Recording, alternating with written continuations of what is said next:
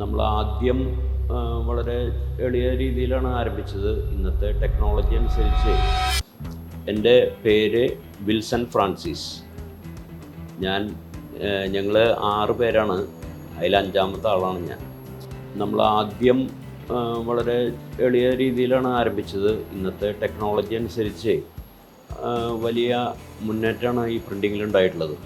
നമ്മളിപ്പോൾ ഇവിടെ ചെയ്യുന്നത് കല്യാണിൻ്റെ വർക്ക് ചെയ്യുന്നുണ്ട്. അവരുടെ സാരി ബോക്സുകൾ, പിന്നെ അവരുടെ ബ്രോഷർ, ലീഫ്ലെറ്റ്, അങ്ങനെ ആ വർക്കുകളൊക്കെ ഇവിടെ ചെയ്തുകൊണ്ടിരിക്കുന്നുണ്ട്. കലണ്ടർ സ്ഥിരം അടിക്കുന്ന പല കമ്പനികളുണ്ട്. സേലം ബേസ്ഡ് ആയിട്ടുള്ള ഒരു കമ്പനിയുണ്ട്, കൃഷി ന്യൂട്രീഷൻസ്.